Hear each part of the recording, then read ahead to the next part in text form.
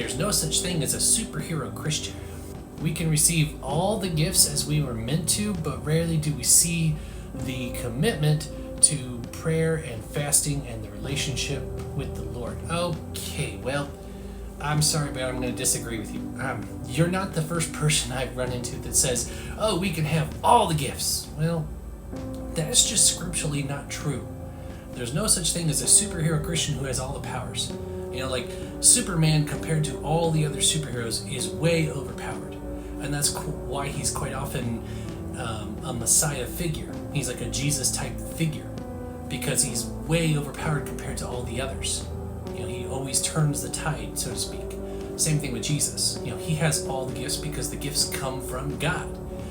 But we're not Jesus. We're his representatives. But let me read the passage to you that kind of makes the point, okay? So we're going to look in 1 Corinthians chapter 12, one of more than one passage that mentions the gifts. So starting in verse 4, it says, "Now there are varieties of gifts, but the same Spirit. And there are varieties of service, but the same Lord. And there are varieties of activities, but it is the same God who empowers them all in everyone." Okay, he's empowering all the gifts in everyone, but not saying all the gifts are for everyone. Like all the gifts are powered by him.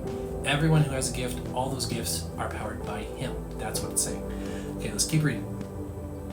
"To each is given the manifestation of the Spirit for the common good.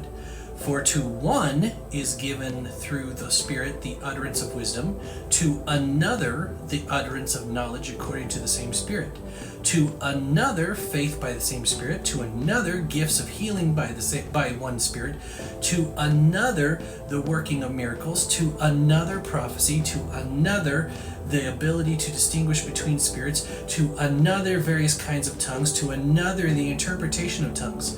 All these are empowered by one and the same Spirit, who apportions to each one individually as he wills." To each one individually as he wills. This literally is saying you get your own package. You can have multiple gifts, absolutely. But you don't get all of them. You get as he wills. If it was saying we could have access to all of them, it would say, yeah, just start practicing them all. But no, it says it's given as he wills, which means there are times when he wills that you don't get certain gifts. Let me give you an example. If everybody had the gift of healing, there'd be a lot of prideful people walking around.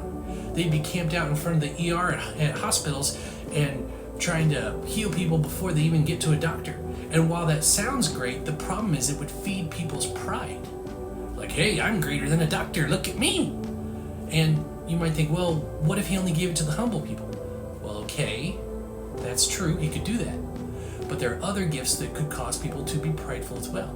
That's why he gives you the gifts that you need for the work he's called you to do.